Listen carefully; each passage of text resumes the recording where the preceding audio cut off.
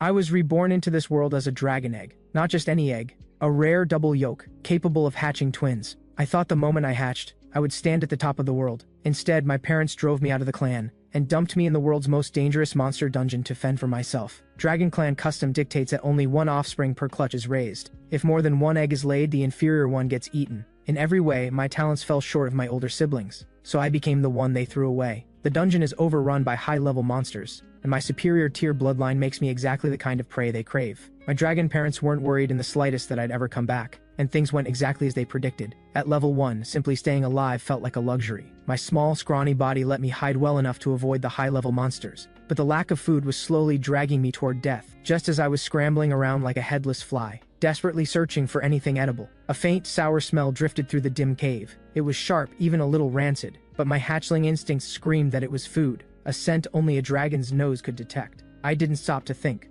I pushed through several caves, and finally traced the scent to its source. A round, dome-shaped cavern. Coiled in the hollow center of the cave lay a massive dragon, 20 meters long, a level 28 subspecies earth dragon. One sneeze from her could kill me outright. Following the scent, I could make out 3 or 4 earth dragon cubs about my size, all nursing hungrily. Earth dragons aren't true dragons, but they share draconic bloodlines. More importantly, a subspecies earth dragon's milk is something I, as a candle dragon, can absolutely consume. Cloaked in shadow, I crept carefully toward the earth dragon's belly. Getting a clear look at the 4 cubs, I nearly cried out in relief. Heaven was on my side. Newly hatched, the cubs hadn't opened their eyes yet. No one would catch me freeloading. I took one last look to confirm. The subspecies earth dragon wasn't watching. Then let my hunger take over. I latched on and drank in deep, greedy gulps. The nursing earth dragon gave a sudden shiver, puzzled. Whoa, which one is sucking that hard? But a mother's instinct told her a hungry child eating was a good thing, and she didn't have the heart to interrupt, so she said nothing. As the warm milk flooded down my throat and into my body, my nearly frozen body filled with a strange spreading warmth. Along with it came a slow but steady rise in my level. Maybe it was the relief of escaping death, or maybe the earth dragon's warmth was just too comforting. But the moment my tension left me, my head drooped and I fell fast asleep. I had no idea how much time passed, before a sharp sting at the scruff of my neck jolted me awake. Then a massive, slit-pupiled eye filled my entire field of vision. Staring into those eyes, blazing with barely contained fury, the only thing I could do was pray she chewed fast, so it would be over quickly. So I curled up my limbs, shut my eyes, and surrendered to fate. But death never came. The earth dragon's expression shifted, complicated, unreadable. The anger softened into something like pity, then a trace of helpless resignation. Finally, after a long pause, she closed her eyes and let out a slow sigh, then gently set me back among her cubs. I was completely dumbstruck. The earth dragon had already turned away, settled back down, and started snoring. The newly open-eyed cubs circled me excitedly, sniffing and licking like 4 little puppies welcoming a new sibling. No way, Mom's seriously keeping this ugly thing? He looks so weird, like some alien lizard crossbreed. I leaned in closer and realized every single word was an insult aimed at me. I opened my mouth and let out an angry roar. All 4 cubs froze on the spot. Clearly, they hadn't expected me to talk back. I hadn't expected it either. After leveling up and unlocking telepathic communication, not only could I understand other monsters, they could understand me too. And so I spent a leisurely 3 days in that cave. Living with the cubs turned out to be surprisingly pleasant. They had foul mouths, but that was the extent of it. They never actually bullied me. They mocked me endlessly, pretending to look down on my shameless freeloading. But in reality, because I was the smallest, scrawniest, and ugliest of the bunch, every time we slept, all 4 of them would circle around me. And whenever there was the slightest movement outside the cave, they would close in tight around me, barking things like "Get back, you useless runt," and "Stay quiet and don't get in the way." But their actions told a different story. They were protecting me, the outsider. I'd secretly scanned their stats. They were far below mine.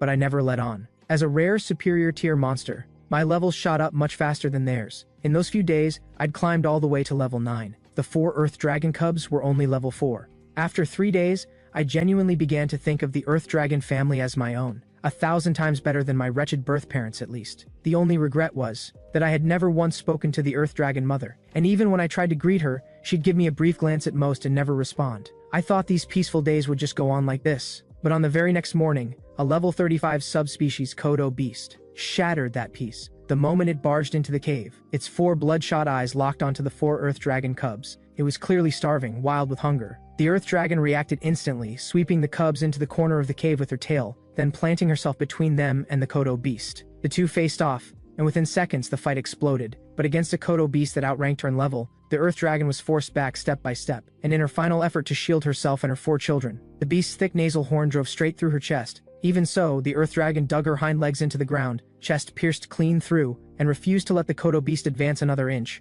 Her claws locked around the Kodo beast's neck like iron bands. Then with a roar she opened her shark-like jaws and drove them into the Kodo beast's back, tearing away a massive chunk of flesh. The cave shook and cracked under the impact of two massive creatures slamming into each other, rocks raining down in an endless cascade. I leapt into the air, smashing falling rocks with my fists and feet, but the cave was collapsing too fast. Protecting the 4 cubs alone was taking everything I had. There was nothing left to help the nursing mother. Even if I had tried, I wouldn't have done much against a thick-hided beast like the Kodo. I would have only gotten in the way. Suddenly, the Kodo beast surged forward with a frenzied burst of force, and the thick horn buried in the earth dragon's chest actually cracked from the sheer brutality of it. The tearing of her chest brought unimaginable pain. The earth dragon mother knew she would not survive this fight. She turned to look at her cubs one last time, and when she saw me fighting desperately to protect them, a quiet warmth crossed her eyes, as if to say, it was the right call, not eating you. Then her bloodshot eyes snapped wide open. She gathered every last ounce of strength and headbutted the Kodo beast square in the back of its skull. The impact was earth-shattering. Her own skull caved in on contact, her jaw shattered to pieces.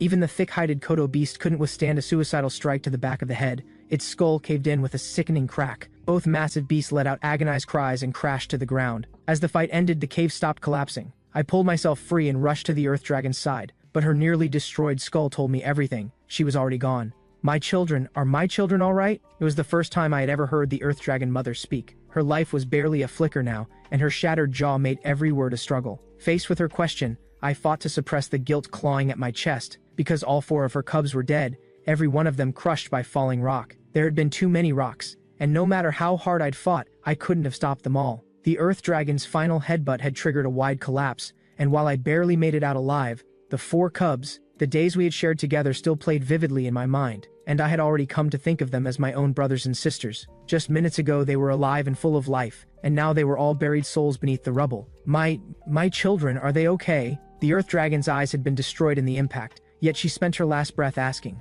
her voice filled with nothing but love for them. A wave of guilt crashed through me, detonating inside my chest like a bomb. I clenched my teeth so hard I thought they might break. I choked down the grief and kept my voice as gentle as I could. They're fine, they just passed out, they're all okay. Is that so? A relieved smile crossed her face. When I'm gone, eat me. Her words stopped me cold. We were born in the dungeon. It's a curse we carry from birth. Nothing can be wasted. This is the last nourishment I can give my children. I don't know why a superior tier monster like you ended up here, but for the sake of taking you in, I'm asking you to look after my children. Her trembling body gave out before she could say more, and with one last exhale, the life left her completely. Even at the very end, her face held the peaceful happiness of a mother who believed her children were safe. She passed quietly. Blood soaked into the earth at my feet, and the cave fell deathly silent. My mouth hung open, but I couldn't even wail. Crying out would only draw more monsters, but my chest felt like it was being crushed under a stone. The subspecies earth dragon who had taken me in, the 4 cubs I had lived and slept beside, all 5 were gone in an instant. The first time the nursing mother ever spoke to me, it was her last words. In that moment, a helplessness I had never felt before crashed over me like a flood, but reality gave me no time to grieve. A thunderous bellow split the air, and the subspecies Kodo beast, which should have been dead, staggered back to its feet, its caved-in skull still gaping. It let out a victorious roar. In its eyes, the tiny hatchling left standing before it posed no threat at all. But do you know what the best part of being thrown into this godforsaken dungeon is? I lowered my head and clenched my claws into fists, facing the enormous beast, my voice trembling, not with fear but with pure burning excitement. Notification: new skill dragon aura has been unlocked. It's that I get to kill you with my own 2 claws. With a roar, I launched myself straight at the subspecies Kodo beast. Its wounds were severe, but punching through that thick hide was still a pipe dream for me at this level. Still, there was a way. The path to victory had already been laid out for me, by the nursing mother herself. The way through its defense, the wound the nursing mother had torn open at the back of its neck. I roared and shot forward like a streak of light, driving straight for the back of the Kodo beast's head, both claws fully extended, driving in and ripping the wound wide open. 3 days of the nursing mother's silent, distant composure, scrambling for food alongside the 4 cubs, sleeping curled up together. These images flashed through my mind like a spinning lantern, and my killing intent swelled to heights I had never known. Nothing existed in my mind but one thought: kill this Kodo beast and avenge them. 3 or 4 hours later, I stood before the earth dragon mother's body, resting my claws gently on her, feeling the last warmth still left in her. I didn't let myself drown in the grief. The dungeon doesn't care about tears. Just like the nursing mother had said, monsters born in the dungeon carry a curse from birth. Death can come at any moment, and that's never strange. My only regret was that I hadn't been able to save my 4 brothers and sisters. Nursing mother, I'll live on. For you and for every one of them. I opened my mouth and bit into the nursing mother's body, tore off a piece of flesh and swallowed it down. I choked back the sobs, swallowing my tears along with every bite. The flesh of someone I loved tasted so unbearably bitter. I forced it down with everything I had, no matter how much I wanted to heave. I couldn't waste a single bite. I had no choice. the smell of blood would draw other monsters, and she would end up devoured anyway. 3 days later I walked out of the cave. My level was only 18, but thanks to the growth advantage of a superior tier monster, I could already hold my own against lower tier monsters at level 30. I cracked my claws with a sharp snap and pulled one corner of my mouth into a crooked, battle-ready grin, gazing out at the endless dungeon stretching before me. 3 monsters nearby, perfect timing, I'm hungry again. And with that I took my first step toward fighting my way out. 5 days had passed since I left the cave, and every minotaur in the surrounding area had been swept clean by my hand. After finishing off the last minotaur, my level hit 20. Ding! Notice, current level cap reached. Experience gain suspended. Please select an evolution path to raise the level limit. Ascending Candle Dragon, the standard evolution for a young Candle Dragon, allowing greater mana capacity. Minor Candle Dragon, a general purpose evolution, offering sharper senses and faster reflexes. Degraded Candle Dragon, an unconventional evolution path, unlockable after surviving harsh conditions for a period of time, grants stronger vitality and agility, but limits mana capacity and physical growth. Looking at the pop-up, I worked out the pattern. Every 20 levels marks a tier. To go higher, evolution is required. But just as I was weighing my options, a crushing pressure slammed into me from behind. Every survival instinct I had snapped to full alert. I looked around, and at some point without my noticing, no fewer than 20 subspecies Kodo beasts had closed in around me, and behind them, an enormous Kodo beast stepped forward, its entire body a terrifying blood red. Combat specialized subspecies Kodo beast leader, level 88, type, rare, near mid-tier monster. Those stats sent a chill straight through me. The setup was obvious. The Kodo beast leader had deliberately lured me into a trap. What puzzled me was that I had no history with this creature, no grudge between us, so why was the Kodo beast suddenly coming after me? Then it hit me. I activated telepathic communication and prepared to talk. The Kodo beast leader let out a cold snort first, then spoke. Didn't expect the one poaching food on our territory to be such a tiny little runt. That confirmed it. Minotaurs are the Kodo beast's primary food source, and in my early days to sharpen my combat skills, and because of the gluttony skill driving my appetite through the roof, I had been hunting minotaurs, non-stop for days,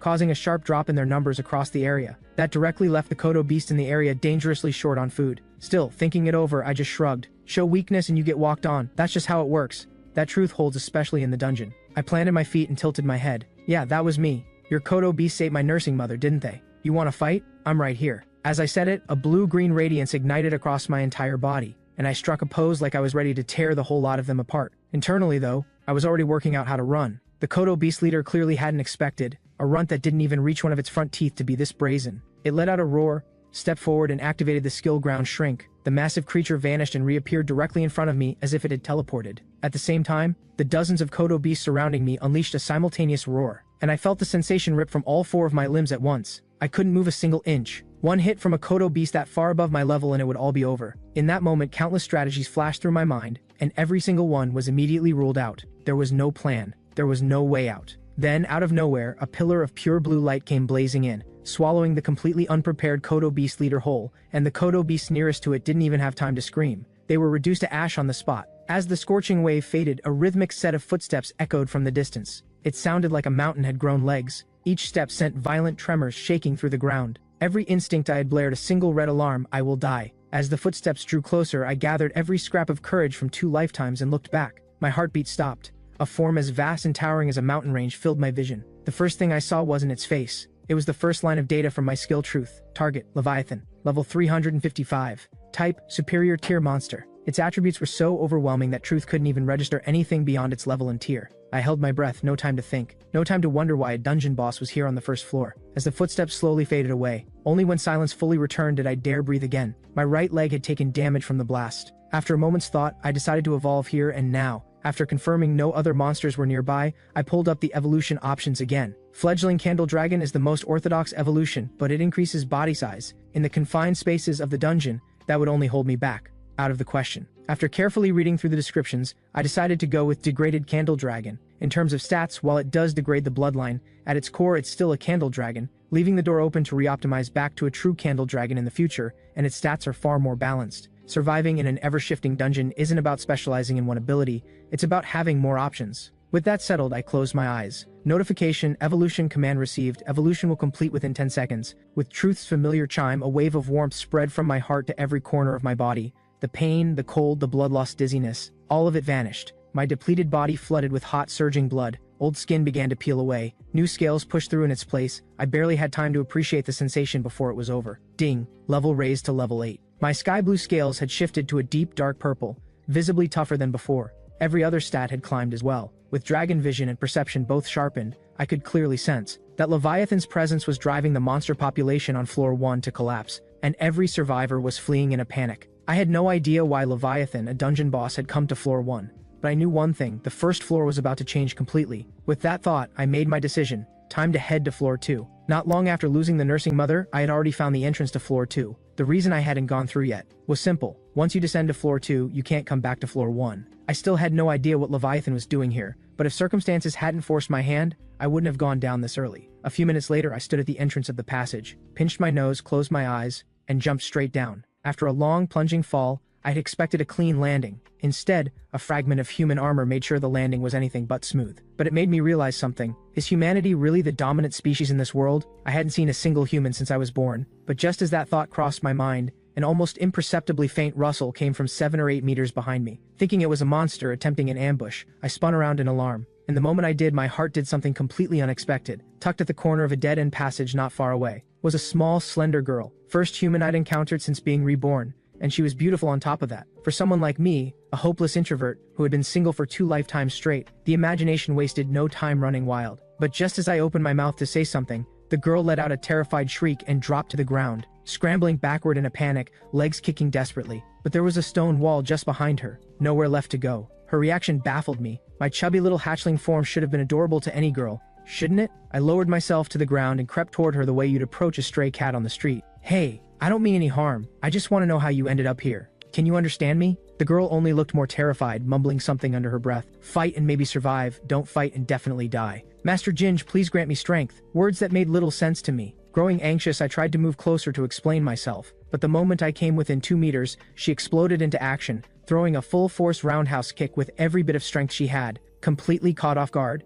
And at such close range, the kick landed squarely on the weakest point of my head's defense. Then a single line appeared in my vision: HP -1. I couldn't help but think, so weak. I pulled up Truth and checked her stats. Pitiful didn't even begin to cover it. Target: active duty battle monk, level 19. Type: common tier human female. Reproductive value: above average. Stats like that wouldn't even get her by on floor 1, and I genuinely couldn't figure out how she had made it to floor 2. The girl was now crouched on the ground, clutching her leg, clearly in a lot of pain. The kick hadn't done a thing to me, but her right leg was now badly sprained. But a second later, ignoring the injury entirely, she bolted like a madwoman toward a nearby tunnel opening. I moved to go after her, but blood-fanged spiders kept dropping from above, cutting me off again and again. Monsters in the dungeon hunt based on life essence, which meant the weak human was beneath their interest. They all came swarming at me instead. Not that they posed any real threat, but they made me lose track of the girl completely. I was devastated. She was right there, and just like that, she was gone. 5 days passed, and I slowly found my footing on floor 2. Unlike floor 1, the monsters here came in far greater variety. Nearly every day I ran into species I'd never seen before, and that included humans. Except every human I found was a corpse or a pile of remains. The girl from that day still lingered in the back of my mind, mostly because she was human. In recent days I had come across human remains more than once on floor 2, and even a large number of human footprints, suggesting a group of at least 200 to 300. Still, I very much wanted to find them. The dungeon environment clearly isn't built for humans. If they had the means to enter, logic suggested they also had the means to leave. At least that was the logic, and the possibility was exactly what I had been longing for. Unfortunately, days of trying to track human signs had yielded nothing useful, only more remains, one site after another. Then, just as I was about to leave the cave, a needle-sharp chill shot down my back. My body reacted before my mind did. A side roll, pure instinct. A highly compressed blade of wind grazed past my head and carved 4 deep gashes several feet long into the stone wall, as if the rock were nothing more than paper being scratched by a cat. No time to think. I immediately activated the sharp hearing that came with dragon vision, and picked up a small creature not far away, closing in on me at an almost unbelievable speed. By the time I processed it, the creature was less than 50 centimeters from my back. My scalp went cold. No time to even look back. Another sidestep. Sharp claws scraped across the scales on my face by a hair's breadth, and when I rolled clear, I found 4 gashes cut into my face. 2 strikes and you're still breathing. No wonder you had the nerve to walk into my territory. Looks like you've actually got some skill. A girl's voice drifted from the darkness. The 4-legged creature was lurking in the shadows, and after licking the blood from its claws, it rose up on its hind legs like a human. I'm guessing you have the telepathic communication skill? Then we can talk. But either way, you stepped into my territory, so don't expect to walk out alive, meow. I couldn't see it clearly, but I could tell the creature was smirking at me. The moment those words ended, the figure came at me at blinding speed, so fast the naked eye could barely track it, the sensation of a single creature somehow creating the feeling of dozens surrounding me at once. I had never imagined I'd encounter an enemy this impossible to deal with. As long as I guarded my vitals and avoided a one-hit kill, I wouldn't die quickly, but this creature's absurd speed left me almost completely helpless. If this kept going, I'd be ground down sooner or later, and this creature had clearly come with intent to kill. Facing an unwinnable situation, I pulled up the skill tree map in truth without hesitation. I had studied the skill tree before. Though it looked complex, most skills were simply upgrades or branches of existing ones, and couldn't be unlocked without the prerequisites. But the base level skills, those I had memorized long ago precisely for a moment like this. Unlock Dragon Perception, 1 unlock point consumed, unlocked. Unlock Mental Focus, 1 unlock point consumed, unlocked. Unlock Pulse, 5 unlock points consumed, unlocked. A streak of light swept across the skill tree. As the nodes for Dragon Perception and Mental Focus lit up, my eyes snapped open, and in an instant, the world looked different. I spun and threw a punch at the empty air behind me. A sharp impact, and an afterimage went flying. Without a word, I followed up with a blast of dragon breath. The creature didn't even have time to cry out. A torrent of blue fire swallowed the entire underground chamber in an instant. I caught my breath and quickly checked my stats. The cost had been enormous, but there was no time to dwell on that. I noticed my experience points hadn't moved at all, which meant the target wasn't dead. My heart lurched. A point-blank hit from a void dragon breath was no small thing. I moved forward until I spotted the charred creature in the corner. Only then did my heart finally drop back into place. But the moment I got a clear look at what it was, something twisted hard inside me. Mutant Mongoose, level 51, humanoid, type legendary mid-tier monster, shapeshifted form, reproductive value extremely high. Staring at the pop-up, a pain I had never felt before twisted through my chest. I had nearly killed a mongoose? Mongooses are a common monster on floor 2 of the dungeon, cat-like in form but with a face closer to human, and 2 tails. It should have been nothing more than a common, unremarkable monster, but never in a million years had I expected to stumble across a mongoose that had completed its shape-shifted form. Aside from the cat ears and tails, every part of her looked completely human no matter how you looked at it. Though over 80% of her body was burned, you could still make out what she had looked like before. And me, who had never hesitated to finish an enemy, I found myself unable to deliver the final blow. What's the holdup? Just kill me already, meow. The mongoose glared at me with burning hostility, and I found myself genuinely thrown off. After thinking it over for a long moment, I finally landed on a halfway decent excuse. Cat meat doesn't taste good, too sour and tough, and I don't like them this scrawny. The shape-shifted mongoose let out a cold snort. Think I look helpless, so you feel too sorry for me to eat? Spare me today and next time I'll be the one killing you, meow. I brushed off the threat without a second thought. What actually puzzled me was this. Why did you attack me just now? I keep Dragon Aura active around the clock at level 2. It doesn't deal damage, but it signals to other monsters that I'm not worth messing with. So most monsters don't dare come at me first. When she didn't answer, I repeated the question, this time with an edge to my voice. The girl-form mongoose glared at me, clearly reluctant to answer. You walked into my territory, and then you relieved yourself. On my territory. Who else would I hit? I blinked, thinking back to why I had come to this cave in the first place. Yeah, that was exactly what I had been doing. Cat types really do have a fierce sense of territory, but this was the dungeon. Could outside animal instincts really carry over here? And more to the point, female cats have territorial instincts too? All this over something that minor. Minor? You're this powerful. You must rank as a dominant tier monster on floor 2, and you don't even know something this basic, meow? Actually, I've been in the dungeon for less than a month. What? Impossible. The world outside is so much better, free to roam the forests. Some even get chosen by humans as mounts, never worrying about food again. Why would anyone come to a miserable hole like this, meow? Is it really that good out there? The mongoose's words nearly made me laugh. Monsters in the wild forest might never go hungry, but without the brutal tempering of the dungeon, they're completely helpless when humans come for them in force. And as for becoming someone's mount, maybe some humans do treat their mounts with care. But for most, it means freedom stripped away and value wrung out without a shred of mercy. No different from a chicken in a cage waiting to be slaughtered. 1 month in the dungeon, and the clearest thing I've come to understand is this. The dungeon is a slum for monsters, but it's also a place that truly belongs to them. I didn't bother explaining any of that to her. The girl-form mongoose was beginning to writhe in visible agony. What are you waiting for? I lost, just kill me already. What, do you enjoy watching me suffer, meow? There wasn't a trace of fear in her voice. If anything, she sounded like someone who had finally been given permission to rest. It brought to mind something the nursing mother had once said. We monsters are born in the dungeon. It is a curse we carry from birth. For a long time I had avoided using telepathic communication, afraid that hearing the dying pleas of monsters would make me go soft. No matter what I'd become, I was still human inside, capable of basic empathy and pity. But in this place, those feelings could get me killed. Maybe it was something else entirely. But looking at the mongoose's wretched, pitiable state, I found myself hesitating. I wasn't stupid enough to just let her go, though, only to have her come back and kill me someday. Just as I raised my claw to finish it, a thunderous boom shook through the dungeon and stopped my claw midair. Then the entire second floor of the dungeon began shaking violently, like the world was spinning off its axis. Those humans are at it again? They really have a death wish. The The mongoose's words sent a spark of excitement through me. I pressed immediately, which humans? Not long ago, humans launched another attempt to clear the dungeon, and got absolutely crushed by the floor 2 boss. Again, meow. A few of what looked like the leaders fled with the youngest members of the group. The rest of the stronger ones stayed behind, stranded on floor 2. They've been trying ever since to break through and escape floor 2. But how could they ever beat the boss? Meow. Every attempt cost them more people. A shockwave this big. It's probably all of them making one last desperate stand. In just a few sentences, she had dropped several of the words I cared about most. Just as I was about to dig deeper, the rock wall beside me exploded inward, and a handsome young man clutching a golden greatsword came crashing through. My first living human. The shock hit me instantly. The young man spotted me and the mongoose at the same moment, and his expression froze, and he immediately shouted back toward the hole he had burst through. "Captain, there are companion monsters over here. I'll handle them. Focus on the boss. Leave the monsters to me." With that, he dropped into a stance that said one of us was walking away and the other wasn't. The hatred burning in his eyes left me genuinely confused. I'd barely opened my mouth to explain, when the young man heard me speak, and instead of calming down, it fired him up even more. Cold sweat broke across him instantly, and he began muttering, "A mythic tier juvenile monster. If we don't deal with it here, next time we attempt this floor we'll be facing 2 of them.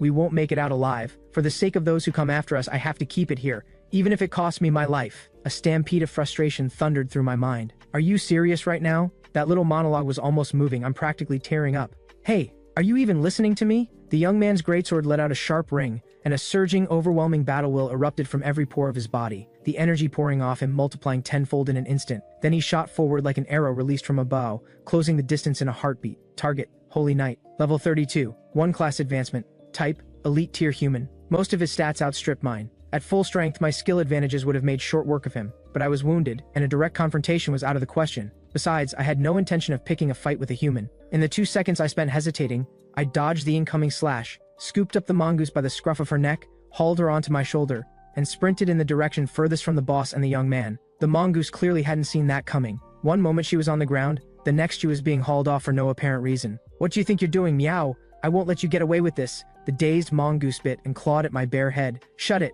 I barked, then reached up and pinched the scruff of her neck. The mongoose went red in the face instantly. Her one remaining ear drooped, and her body went stiff as if frozen. The young man was already on top of me, a downpour of golden sword strikes raining in. I dodged sideways, and couldn't help raging internally. If I were at full strength, there's no way some nobody like you would be chasing me around. Exhausted, I had no choice but to swallow my pride in silence, and run with every last drop of energy I had. And so the chase began, man and dragon, one behind the other. 2 streaks of light weaving through the dungeon, locked in a furious pursuit. I'd assumed the young man would give up after a while, but after 2.5 hours of non-stop chasing, though he was clearly running on fumes, he refused to quit. Now I was genuinely furious. If things continued this way, the next strike would be his last, and his most ferocious. If he backed off now, I'd simply leave and save myself the effort. But if he dared throw everything into a single all-to-out strike, I would absolutely smash his head in. As it turned out, just as I made that decision, waiting to see what the young man would do, he let out a battle cry, every vein across his body rupturing at once, pouring every last drop of his battle will into the golden greatsword. Facing the young man's final, all-consuming strike, I let out a weary sigh. Unlock invincibility. 5 unlock points consumed. Skill invincibility level 1 unlocked. In that moment I became a cannonball, shooting straight into the path of the sword beam. In an instant the sword beam shattered like rice paper, a spiraling hole punched clean through it. The young man never could have predicted that the creature he had just been chasing would suddenly turn and charge straight at him, let alone that a strike loaded with every ounce of his battle will and mana could be broken through so effortlessly. But there was no time left for him to process any of it. A single crack of impact. My hardened headbutt landed full force in the young man's gut, and he let out a gut-wrenching scream, his body spinning like a pinwheel as it flew backward, smashing through dozens of thick stone pillars one after another, until he finally slammed into a stone wall and stopped. When invincibility wore off, I collapsed completely, my body melting into the ground. I thought I could finally catch my breath, but a cascade of level-up notifications hit me and sent my head spinning all over again. Since evolving, the experience required per level had skyrocketed, and the multipliers had gone through the roof. It had been a long time since I'd seen multiple consecutive level-ups.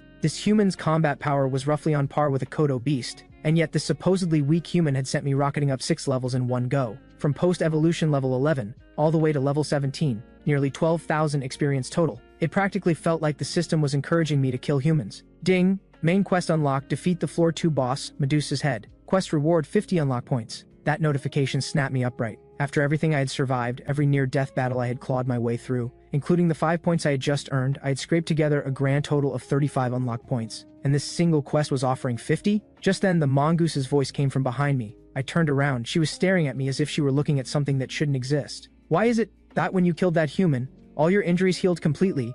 And why did your presence surge so dramatically all at once? The mongoose was visibly bewildered. By any normal logic, a monster's growth works like any living creature's, steady and gradual. But this juvenile dragon in front of her had killed a single human, and not only had its wounds vanished, its power had leapt forward in an instant. She had never seen anything like it. Faced with her stunned and frightened questioning, I kept my expression steady. So, do you want to die here, or do you want to come with me and kill the Floor 2 boss? What? Have you lost your mind? That's the Floor 2 boss. The only reason she stays in one place is because she can't move. She guards all 3 entrances. Then something clicked. The mongoose stared at me in stunned disbelief, and after a long silence she finally asked, "Don't tell me you're planning to kill Medusa's head, just to reach Floor 3, meow?" I didn't answer with words, just smiled and nodded. The mongoose ignored her burns and raised her voice. "With your current strength, you could crush even me without breaking a sweat. As long as you don't go near Medusa's head, you could rule this entire floor unopposed. Why throw yourself into danger for no reason, meow? You mentioned just now that those humans are fighting the Floor 2 boss because they're trying to leave the dungeon, right?" The moment those words landed, the mongoose understood completely. "Don't tell me, you actually want to leave the dungeon?"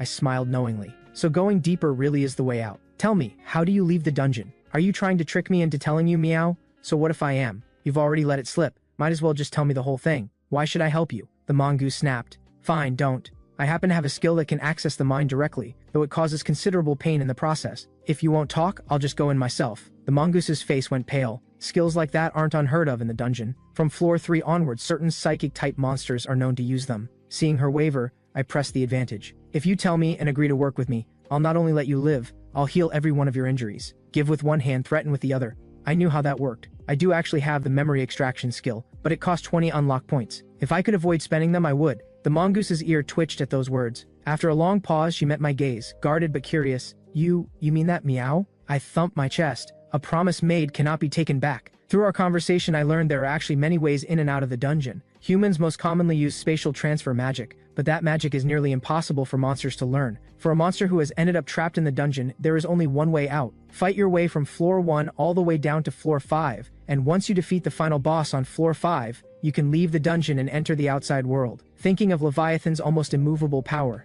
I couldn't help but shudder. "That look on your face, have you actually seen Leviathan somewhere, meow?" I nodded, then asked the question that had been bothering me. "Didn't you say each floor of the dungeon is a separate space? That monsters can't move between them freely? That rule doesn't apply to Leviathan, meow. He was the mount of an ancient god, the most powerful being in the entire dungeon. He moves freely between every floor of the dungeon, and no one can kill him, no one can stop him, meow. He stays in the dungeon simply because he chooses to. So your dream of leaving, when it comes down to it, it's nothing but a fantasy, meow." As she finished speaking, the mongoose seemed to run out of strength entirely, slumping to the ground and gasping for breath. Her wounds were severe, and her health was draining away by the second. At this rate, she had maybe 10 minutes before she stopped breathing altogether. Watching her teeter on the edge of death, I thought it over and decided to spend 4 unlock points on the heal skill and condensate, healing every one of the mongoose's injuries. She shot up from the ground in an instant, staring at her own hands and feet in disbelief. "What did you just do, meow? I can't promise you'll ever leave the dungeon, but I can promise you won't go hungry or unprotected on this floor. Will you come with me?" The mongoose still hadn't recovered from the shock. She stared blankly at the strange creature before her. After a long silence, she finally spoke. "So you mean you're going to kill Medusa's head?" I nodded. "Your strength is impressive.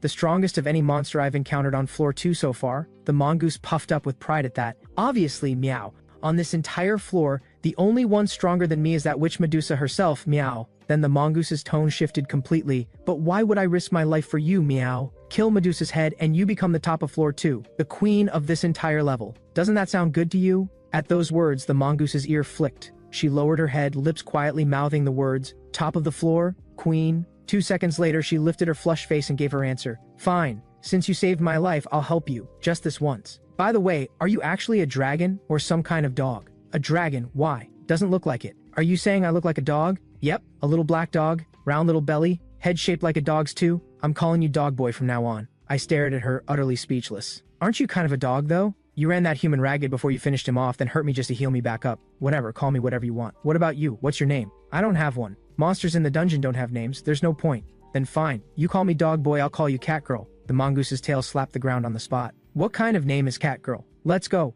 Cat Girl watched my swaying figure waddle away and muttered under her breath, "I actually do have a name, you know." Then she leapt forward and fell into step behind me. A few minutes later, we arrived at the boundary between Floor 2 and Floor 3. Watching the human soldiers still locked in battle with Medusa's head, I decided to wait and let them wear each other down, then move in for the easy kill. Ever since I arrived in the dungeon, I had noticed that the monsters here had no concept of leveling up or skills. For them, leveling up is merely a byproduct of survival. Skills are nothing but tools to stay alive, and killing is simply a means to feed. So aside from mutant breeds like the mongoose, most beasts follow one simple rule: the longer they live, the higher their level. Medusa's head, the boss of the second floor, has survived for at least 500 years. It has no ability to move, yet it holds its ground like a fixed cannon, guarding the corridor that connects the second floor to the third. Any human attempting to conquer the second floor, and any beast pushing toward higher levels, must pass through that corridor. So as long as it holds this position, prey delivers itself in an endless stream. Watching those humans charge at Medusa's head one after another without a shred of fear, only to fall one by one in brutal deaths. By the numbers, there must have been a raiding party of at least 200 to begin with, and now barely a dozen still draw breath. Humans are such idiots, meow. They know they can't win, yet here they come to die. Catgirl watches like she's enjoying a comedy show. I keep my expression blank. Their lives mean nothing to me. What I want is for them to push harder, to chip away as much of Medusa's head's health as possible. Its stats are simply terrifying. Facing it at full strength would be suicide. The humans' wave tactics have failed, but Medusa's head has taken real damage. For a long time to come, it won't be this weakened again, and I have no intention of letting every human here die. The survivors still have their uses. By now, only 9 humans remain. I use every second to think, running through every possible strategy at full speed. Medusa's head has a perception stat of 8,000. A surprise attack is completely out of the question, but a direct confrontation, even in its current weakened state, offers no chance of winning. In the end, I decide to pour all my unlock points into Comet Strike, then unleash the most devastating blow I can to shred its health bar. After that, I'll grind it down in a war of attrition. That's the only path to victory. I commit every available unlock point. This is all or nothing. From my fight with the young knight and everything I've observed since, I know these humans fight without any fear of death. Backed into a corner, they will launch one final suicidal charge. Just as I finish thinking, the 9 surviving humans drag each other to their feet and unleash a roar in unison. 9 streaks of red light flood the hollow cavern, turning darkness into blinding noon. I see it. My moment has arrived. I exchange a glance with Catgirl, then spring forward, hugging the shadows, and creep to the very edge of Medusa's head's detection range. On the battlefield, humans continue to fall one after another, when only 3 remain, with one shielding the others with his own body. The final 2 humans at last close the distance to Medusa's head, leap into the air, and drive a spear and a blade deep into its lower jaw. Medusa's head lets out a hysterical shriek. With its physical defense at 0, that strike from 2 feeble humans rips away over 1,000 points of health in a single hit. At the same moment, Catgirl in her beast form seizes the opening, and blazes toward Medusa's head like a silver streak of light. But against Medusa's head's perception of over 8,000, she's still too slow. Nearly half the snakeheads snap around in an instant as if they knew she was coming from the very start. Well, so the eternal runner-up thinks he can swoop in and steal the prize? Perfect, I've been wanting to eat you for a long time. That is what Medusa's head thinks in that instant. What it doesn't expect is a third presence beyond the humans and Catgirl. With weak point break activated, several glowing red spots flare to life across Medusa's head's body. Those are her physical weak points. A direct hit on any of them means maximum damage. I've been charging for some time. I focus, take one step forward, and the ground erupts. Shards of rock shoot skyward all around me. My whole body becomes a cannonball, melting every stone pillar in my path into rivers of magma. At level 5, Comet Strike converts all attributes into skill power at 4 times their value. A full charge Comet Strike pulse is power beyond imagination. The searing heat and crushing force shred those serpents in a pulp on the spot. A thunderous boom, and Medusa's head releases a grotesque shriek that sounds like 1,000 voices screaming at once. The blow caves in the back of its skull, and the massive body that had not moved a single step in 400 years is launched over 100 meters through the air and slammed deep into the rock wall. I have no time to heal. I fix my gaze on Medusa's head, barely visible in the distant cloud of dust, and only when I see the panel read 0 health do I finally exhale. The 2 surviving humans stand frozen, staring in disbelief. They can't believe a beast just saved their lives. We made it! The second floor boss is dead! That's right, Zhang. Looks like 2 beasts tore each other apart and we walked away alive. The older square-jawed knight can barely contain his joy. So what do we do now? Zhang, the younger knight, asks. The knight named Luo swallows hard, and the joy in his eyes slowly gives way to bloodlust. No matter what, a beast is a beast. This dragon-type beast is small, but I can feel the pressure radiating from its core. If it's allowed to grow, it will become a threat to all of humanity. With that, Luo picks up a broken sword from the ground and limps toward the fledgling candle dragon. We're never leaving this hellhole alive. But killing both Medusa's head and this dragon, that would be the greatest gift we could leave for those who come after us. Zhang hesitates for a moment, but picks up a weapon from the ground all the same. I hear every word they say. Biting the hand that feeds, no phrase suits these humans better, but it doesn't bother me, because this was always part of the plan. Comet Strike has drained every last drop of my stamina. In this state, the fastest way to recover is to level up. Humans are weak but loaded with experience points. I was planning to kill them to recover anyway. If they'd shown gratitude, my conscience might have made it awkward. Their betrayal? I couldn't have asked for better. But just as both knights move to strike, and I am ready to counter, a deafening boom erupts from the rock wall that Medusa's head was slammed into moments ago. It explodes outward, and a massive serpent bites Luo clean in half. I recognize that serpent immediately. It's one of Medusa's head's snake hair, and in that instant something clicks. That's why, after taking down Medusa's head, my experience points didn't go up at all. The hissing of serpents closes in from every direction. The survival instincts I've built up in this dungeon kick in instantly. One dragon claw drives straight through Zhang's chest. Level up complete. My condition snaps back to peak in an instant. What's going on, Meow? Didn't Medusa's head already die? Why are these snakes still alive? A chill runs across my scalp. Something just hit me. We've been played. That human head shape was nothing but a decoy. The true body is the hundreds of serpent demons that form its hair. The skull is merely a hub, a node for connection and regeneration. Right now, hundreds of serpent demons split into two groups. Half surge toward me, half go after Catgirl. There are so many of them, striking from every angle at any moment. And the worst part, all those hundreds of serpent demons count as a single entity. Killing a handful of them makes absolutely no difference. But there is a way. I casually tear a serpent demon to shreds, then glance toward Catgirl. Even with her agility advantage, she's only managed to cut down 5 or 6. I know that if this keeps up, we'll be whittled down to nothing. I signal Catgirl with my eyes to move closer. In this form, Medusa's head's combat power has jumped dramatically, but without the skull-shaped connector. It has also lost its regeneration and magic resistance. One wide-range area attack to wipe out all the serpent demons, that's all it takes to kill Medusa's head for good. And I happen to have exactly that skill. Void Dragon Breath. It's the most powerful offensive skill every dragon is born with, dealing massive area damage to everything around it. Combined with Comet Strike, it converts all personal stats, health, and mana into raw attack power. The downside is that using it leaves me on the brink of death. I would never touch this move unless there was absolutely no other choice. Catgirl is at my side now. The moment she reaches me, I slap her away with a dragon claw. Surrounded by over 200 serpent demons closing in from all sides, I plant my feet and stop dead, and open my jaws wide. In an instant, blue flames explode into every corner of the cavern. Over 200 serpent demons don't even get a chance to react. They are swallowed whole by the blazing heat. But watching those serpents char and crumble, I feel nothing like relief. Because when the heat wave finally fades, I still receive no experience from Medusa's death. As I scan my surroundings with rising caution, a golden serpent demon bursts from the rock floor, jaws wide, driving straight for the center of my forehead.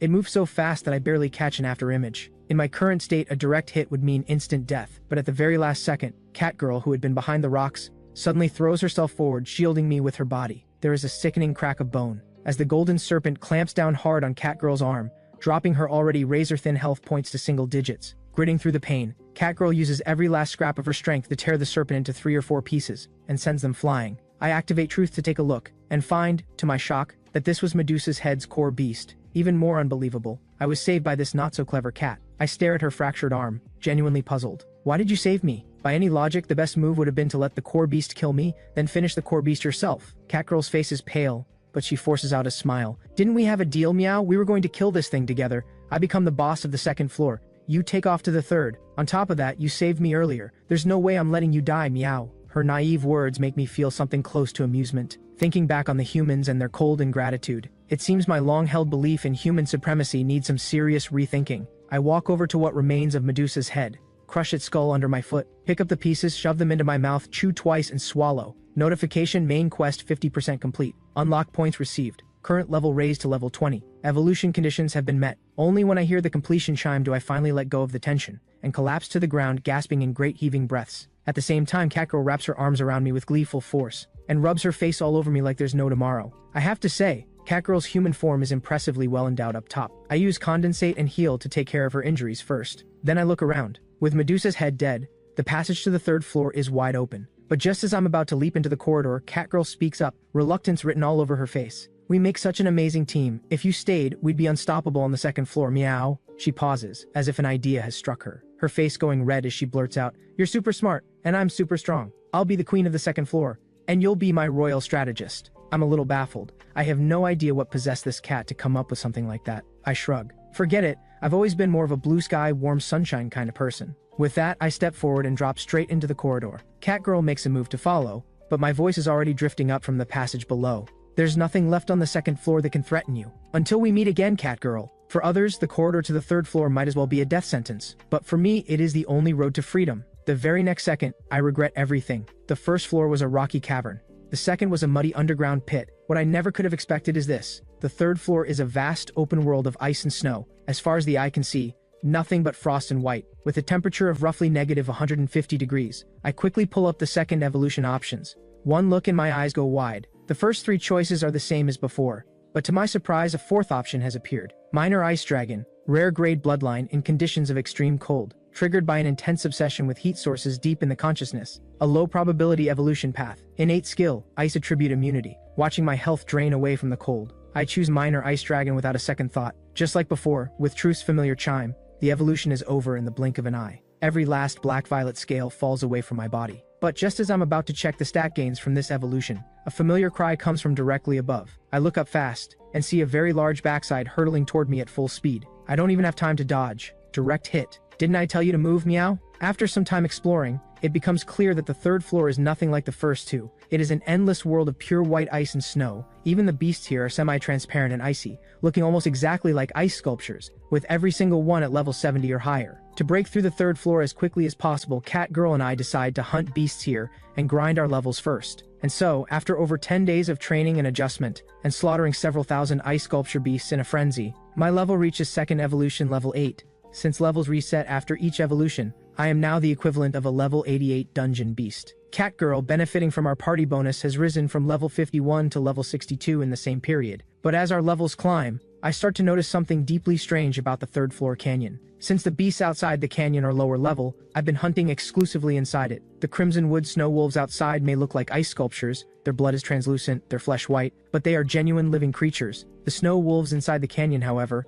have bodies made of pure ice, with no flesh or blood whatsoever. Most telling of all, at level 5, killing one gave me 200 experience. But now at level 8, even with intensified growth unlocked for double experience, killing a snow wolf only yields 50 points. That leads me to a terrifying possibility. I bring Catgirl and push deeper into the canyon. Along the way we encounter all manner of beasts, but without exception, every single one has a body of ice. No instinct, no intelligence, no ability to communicate. Most shocking of all, deep inside the canyon, I find a human, with a body made entirely of ice. This only cements what I already suspect. Every beast in this canyon is a summoned puppet, and since there are almost no weak stragglers among the canyon beasts, the creature behind all of this must be overwhelmingly powerful. Almost certainly the third floor boss, the Ice Phoenix. Catgirl and I press forward for 3 full days. Through relentless killing of the summoned puppets, I reach second evolution level 11, while Catgirl climbs to level 75. But leveling up restores your body, not your mind. Catgirl, who has barely rested at all, is stumbling with every step. I'm done, meow. Can we please take a break?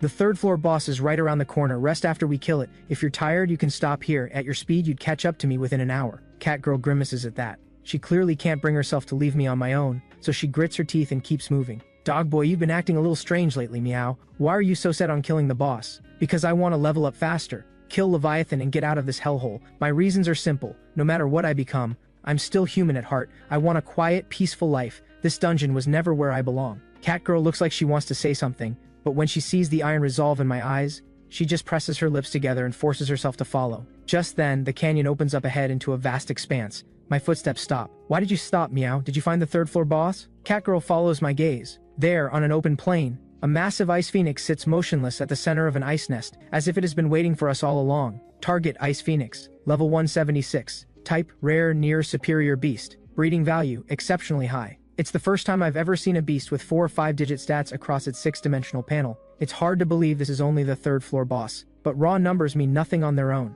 Skill application, tactics, and sharp instincts, those are what determine who wins and who dies. I step forward. To my surprise, the Ice Phoenix speaks first. Why have you come to disturb my peace? Since it's willing to talk, I oblige. The entrance to the 4th floor is right under your nest, isn't it? We're heading to the 4th floor. If you step aside, neither of us needs to die today. The Ice Phoenix shifts its crystal clear eyes and after a long pause speaks. I only wish to remain here with my child, until the very end of eternity. Why must you disturb my stillness? I glance beneath it. There lies a smaller Ice Phoenix, nothing but bones. Is that your child? The Ice Phoenix doesn't answer. It just gazes down at the small skeleton with boundless tenderness, as if the child were still alive. I have no patience for this, and no interest in its circumstances. I take my stance and prepare to fight. Catgirl watches this and seems reluctant to fight the Ice Phoenix, not out of sympathy or curiosity, but simply because she doesn't think we can win. But I don't care about any of that right now. Whatever happened between you and your child, I just want to reach the 4th floor. At those words, the Ice Phoenix lifts its head and looks at me with something like warmth, and continues in its incomprehensible way. I see.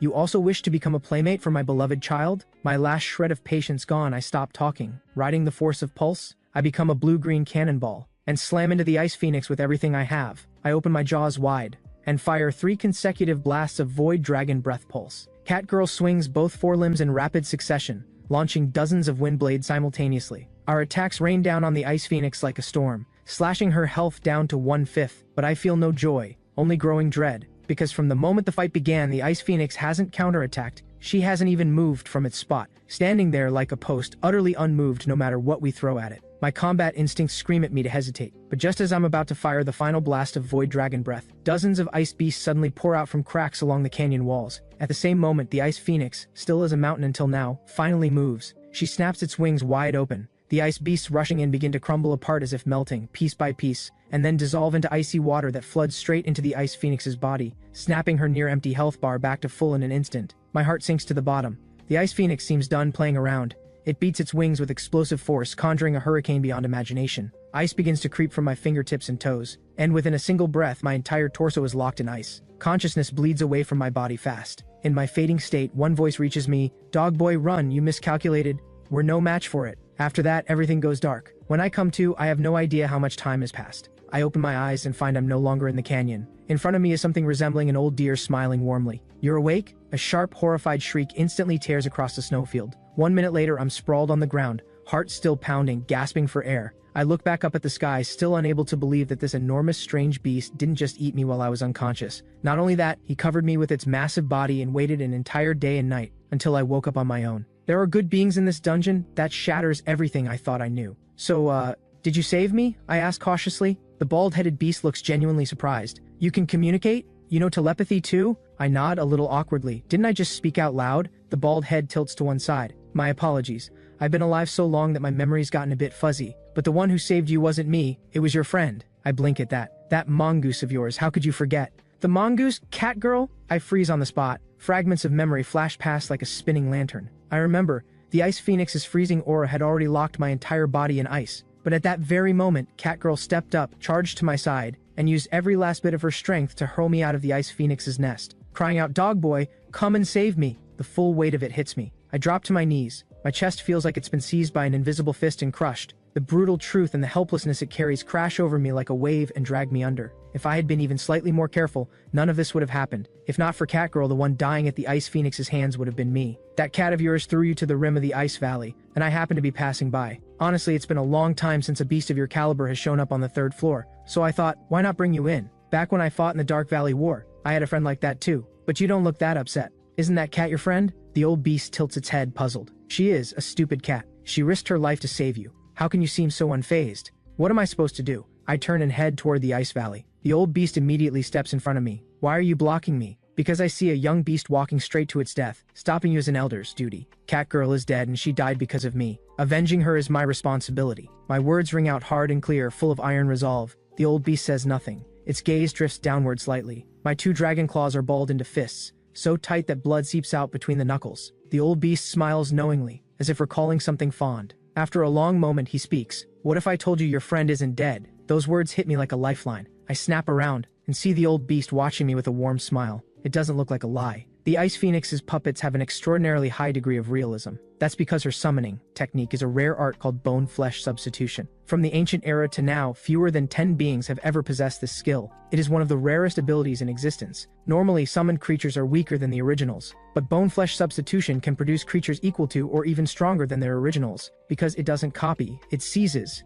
It traps a creature and kills it, but preserves the soul, strips away the mind, and rebuilds the body out of ice. Less a summoning, more a puppetizing. That's also why killing her summoned creatures still yields experience points. Every beast you encountered in the Ice Valley, without exception, is a puppet of the Ice Phoenix. The 3rd floor has long been entirely under the Ice Phoenix's control. Beyond a few weak stragglers, anything with even a shred of power has been turned into one of the Ice Phoenix's puppets. The revelation is almost too much to process. But what does any of that have to do with Catgirl still being alive? I ask, confused. The old beast continues. Bone-flesh substitution is powerful, but its weakness is that it works extremely slowly. It uses ice attributes to replace the victim's body at the cellular level bit by bit. Only then can the full soul be preserved intact. Given that cat's stats, the process will take approximately 2 weeks. Kill the Ice Phoenix within 2 weeks, and that cat can be brought back with healing magic. 2 weeks? Hope floods back into me in an instant. The death of my healer had already dealt me a devastating blow. If Catgirl died too, the guilt would haunt me for the rest of my life. This news hits me like a shot of pure adrenaline.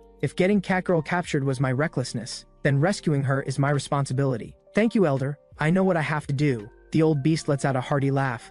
I've just been alive too long. It's rare to come across a young candle dragon pup. So I helped you out, mostly just to have something to do. That stops me cold. Right now I should appear as a minor ice dragon. The candle dragon bloodline was buried under 2 evolutions. How did this old beast see through it? Then something else hits me as wrong. This beast just said that on the 3rd floor, everything beyond the stragglers has been turned into Ice Phoenix puppets. But something this enormous is clearly no straggler. So how did it escape the Ice Phoenix's grasp? A mischievous glint passes through the old beast's eyes, as if it has read my mind. Don't you also have the rare skill called Truth? Now that's an overpowered ability. From the ancient era to now, aside from you, I've only ever seen one god possess it. Why don't you use Truth right now and find out for yourself? I am beyond shocked. I never imagined it even knew about my Truth skill. Then forgive my impertinence, Elder. I steady myself, raise my head, and activate Truth on this enormous strange beast. The moment the data becomes clear, my vision goes dark, my legs give out, and I drop straight to the ground. Because this bizarre-looking beast in front of me is a supreme divine beast, whose level exceeds even Leviathan's. Target,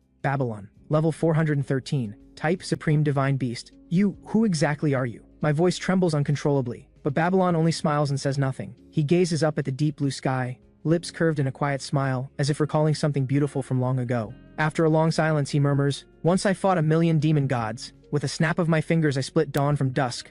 Now I walk alone, content and still, glad to be forgotten." It turns out when the gods first built the dungeon, they designed it with a dual boss structure. But over time, as Babylon grew weary of battle and all its affairs, and as age crept in, he withdrew to the 3rd floor, the most livable of them all, leaving the far stronger Leviathan to rule the dungeon alone. After his brief introduction, I can only manage a rueful smile. Barely halfway through this dungeon, and I've already come face to face with both final bosses. Whether that's lucky or not, I honestly can't say. But at least unlike Leviathan, Babylon is approachable and holds no hostility. Elder, can I really defeat the Ice Phoenix and rescue Catgirl? Babylon doesn't answer right away. The reason he and Leviathan were placed together as the dungeon's final bosses is simple. Leviathan is the one of force, and Babylon is the one of wisdom. It thinks for a moment, then turns the question back on me. This is the dungeon. Every beast you've killed. So far, was there a single one that wasn't higher level than you? Babylon's gentle gaze sends a shiver through my entire body. This isn't just kindness. It's 1,000 words compressed into one question by a true sage. I understand the weight of what is saying in an instant. No matter how removed Babylon is from worldly affairs,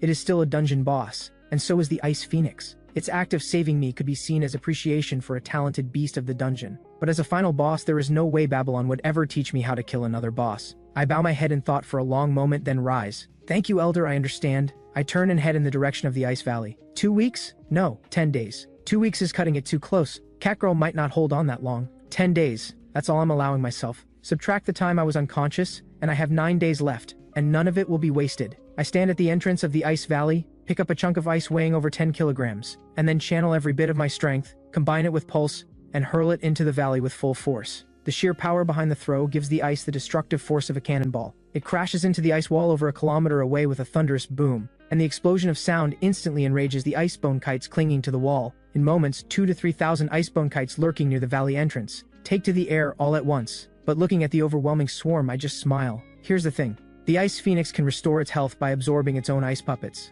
As long as ice puppets remain in the Ice Valley, the Ice Phoenix is effectively unkillable, and every beast in the Ice Valley has been turned into an ice puppet. So why not strip it of that ability while powering myself up at the same time? Before re-entering the Ice Valley, I spend 40 unlock points to upgrade Intensified Growth to level 2. This skill passively generates 2 experience points per minute outside of combat, and quadruples all experience gained from kills. I settle into my stance, and curl a dragon claw at the sky full of icebone kites. 9 days to wipe out the Ice Valley, and you're the first batch. And just like that, 6 days pass. With the fall of the last purebred Kodo Beast puppet, my body gives out and I collapse to the ground. Notification: purebred Kodo Beast driven to extinction. Extinction bonus of 20 unlock points received. Total unlock points 416. Level raised to level 16. This is the 11th species of Icebone Beast puppet I've driven to extinction. 6 days. I've pushed myself to the absolute edge more times than I can count. At my current level, even wiping out the last 2 remaining species won't push me up a single level, but I have to do it. Not only to strip the Ice Phoenix of its immortality for good, but more importantly, to accumulate 90% more unlock points. To guarantee victory, there are 2 skills I absolutely must unlock. Meanwhile, deep in the Ice Valley, the Ice Phoenix stares at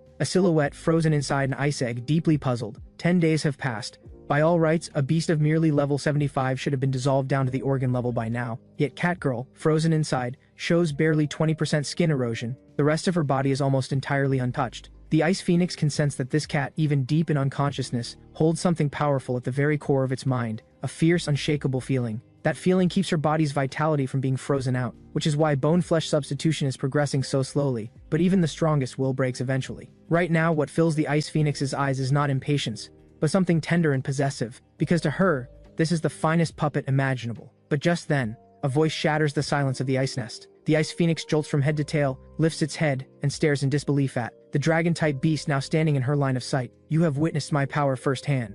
Why do you dare return?" In just 9 days, the killing intent radiating from me has grown more than tenfold. I meet the Ice Phoenix's gaze head-on with cold, proud eyes and say calmly, "Didn't your mother ever teach you that keeping someone against their will is against the law?" This time around, there's no trace of the Ice Phoenix's former contempt. It is genuinely looking at me as a threat. 9 days ago, the Ice Phoenix had been surprised to find such a powerful beast still roaming the 3rd floor, but in its eyes it still wasn't an opponent worth taking seriously. At most, just slightly stronger than the average weakling. But in a mere 9 days, she now sees in this small creature a transformation that turns everything on its head. There's no telling how much longer Catgirl can hold on. I waste no words. I take one step forward, become a streak of lightning aimed straight at the Ice Phoenix's face, and drive a kick into its face without mercy. The impact carves a curved shockwave that slices the ground apart like a blade. The Ice Phoenix snaps out of its shock and explodes with rage, eyes locking onto me, and unleashes a blast of freezing breath. But the moment the breath leaves its mouth, the Ice Phoenix is stunned to find that the small dragon which had been right in its face has vanished as if it teleported. "Up here, you lunatic!" My voice comes from directly above. The Ice Phoenix snaps its head up,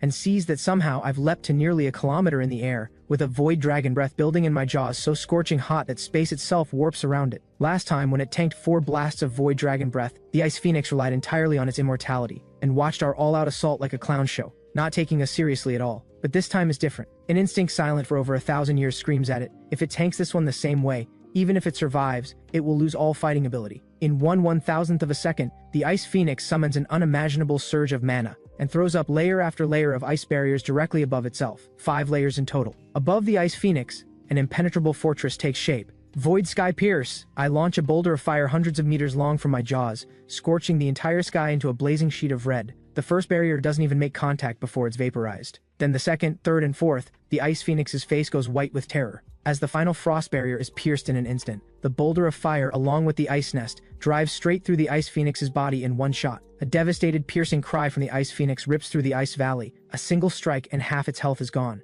If not for the 5 frost barriers absorbing most of the power, that blow would have been enough to kill the Ice Phoenix outright. How did you get this strong? I keep my full guard up against the Ice Phoenix writhing on the ground in agony, and take the stance of someone fighting with absolutely everything. That attack wasn't simply Void Dragon Breath concentrated by controlling its spread, it was an advanced innate skill I spent a full 300 unlock points to unlock. The superior form of Void Dragon Breath, Void Sky Pierce. The most powerful technique of the dragon race, one that not even the gods can possess. The Ice Phoenix stares at me in disbelief. No matter how good your skill is, your raw power is nowhere near mine. So how is this possible?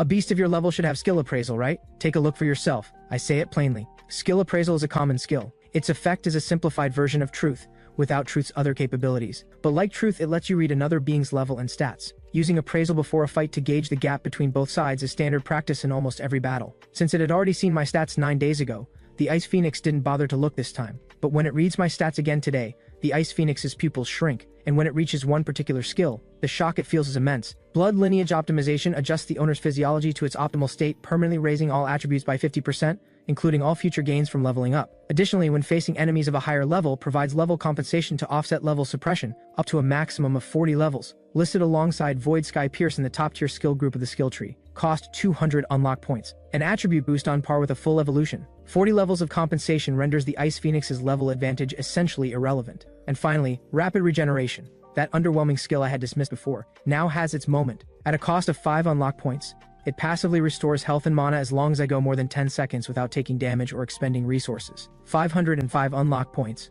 nearly everything I had, and it gives me the foundation to stand against the Ice Phoenix. You also wish to shatter the peace my child cherished? The Ice Phoenix roars, and snaps its wings wide open. Faced with my utterly transformed power, the Ice Phoenix has no choice but to get serious. Drain ice puppets to recover, boost stats, then overwhelm opponents through sheer numbers. That has always been the Ice Phoenix's strategy on the 3rd floor. But after a full 10 seconds, not a single ice puppet appears anywhere near the nest. Surprised? I tilt my head with a smirk. The Ice Phoenix finally realizes something has gone terribly wrong. Unlike standard summoning, bone-flesh substitution creates ice puppets with genuine life force. As a result, controlling them demands an enormous expenditure of mental energy. Even controlling large numbers, it can only issue basic commands. The puppets have to rely mostly on their own judgment. That makes sensing when any individual puppet is under attack essentially impossible. With at least 300,000 ice puppets in the valley, tracking all of them would require a perception stat of over 3 million.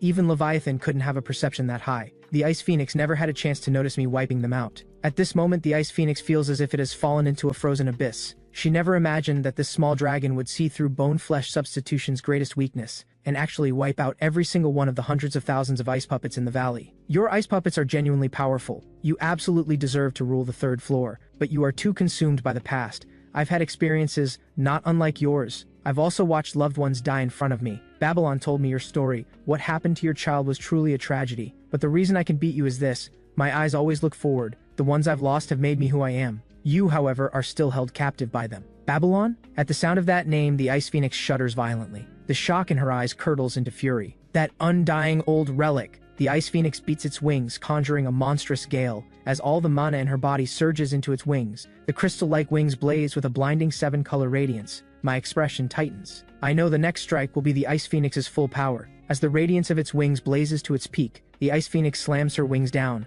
unleashing a torrent of mana beyond all imagination. Everywhere it reaches, even the air solidifies. And I, already fully restored by rapid regeneration, unleash the most powerful strike of my life. Comet Strike. Void Sky Pierce. Like launching a star from my jaws, an unimaginable heat melts a world that should have been frozen solid. On one side, all of space is freezing over. On the other, glaciers that have not melted in 10,000 years begin to thaw. Ice and fire collide, and the explosion of blinding light that erupts is beyond all description. Once, long ago, when the dungeon was first built, it was nothing but chaos. In the ancient era, the beasts dragged here fought brutal, bloody wars to carve up the 5 floors between them. Out of countless years of that endless slaughter, a phoenix was born. With nothing but her own power, she brought all the fighting to an end, and carved out a place of pure peace within this 5-floor dungeon. Once, this place rang with birdsong and blossomed with warmth across every inch of land. Even Babylon, one of the final bosses, came to the 3rd floor to live in her quiet peace. Later, the Phoenix used her power of rebirth, periodically absorbing the hatred of the world, casting herself into flame and rising from the ashes anew, to carry all that hatred away from this sanctuary. Until one day, the Phoenix had a child. The child took on his mother's responsibilities, helping to tend this paradise on the 3rd floor of the dungeon. But what the Phoenix and her child didn't know was that hatred and greed can never be fully erased. Leviathan, the lord of the dungeon, would not allow the beasts here to live in such ease. Beasts must be beasts, locked in the endless cycle of killing, evolving, and being culled. So Leviathan came to the 3rd floor, killed the Phoenix's child, and stripped all the beasts of the 3rd floor of their intelligence, leaving them mindless, nothing more than killing machines. The Phoenix still remembers what her child said in his final moments. How wonderful it would be if this peace could last forever. If only we could sever the curse of this dungeon. Babylon, you are a lord of this dungeon equal to Leviathan. Why did you stand by and let Leviathan destroy everything I built here? Faced with that question, Babylon's answer is only 3 words: I did try. Babylon told me your story. Facing the dying Ice Phoenix, the fury in my eyes slowly dissolves, giving way to a compassion I'd buried deep inside. In its final moments, the Ice Phoenix fixes its gaze on me. I only wanted things to be as they were before. Everyone living in peace, no more killing in this world. But what you have done is crueler than killing. I refuse to let this world become what Leviathan wanted. I only wanted to protect the peace of the 3rd floor, and sever the curse that binds beasts to this dungeon. But what you have done is exactly what Leviathan wants. You yourself have become the very beast Leviathan desires. The Ice Phoenix closes its eyes, but she is not yet dead. She simply no longer wishes in these final moments to say anything more. I stare at the Ice Phoenix and sink into thought, until the Ice Phoenix finally breathes its last. I don't say a single word. I'll sever that curse for you. Those words won't come, because they're simply not true. Even if I do one day kill Leviathan and leave this dungeon, another beast will rise to take its place. I'm sorry, I'm not capable of your kind of greatness. Dreams that grand are nothing but illusions. All I want is for the people beside me to stop disappearing. In the end, I speak what's truly in my heart. I don't know if it's my imagination, but the moment those words leave my mouth, the look of lingering regret on the Ice Phoenix's lifeless face seems to fade away, replaced by the faintest trace of peace. With a soft crackle, the Ice Phoenix's body crumbles entirely into a field of shattered ice. Notification: level raised to level 17. Main quest complete. 80 unlock points received. With the Ice Phoenix's death, the glaciers begin to crumble, and the temperature rises noticeably. I shift my gaze, and in a corner not far away, I see the Ice Egg holding Catgirl. Her presence is faint, but she's alive. I finally let myself breathe. Just as I move toward the ice egg to free Catgirl, something suddenly stirs among the shards of the Ice Phoenix's remains. Something rolls free from the rubble. Curious, I walk over and pick it up. It feels smooth and warm in my grasp, like jade, and turns out to be an egg-sized sphere of snow radiating soft blue light. Wait, isn't this a divine box? You've hit the jackpot, little one. This is a treasure that only drops with a 1 in 1,000 chance, when a beast above level 150 dies.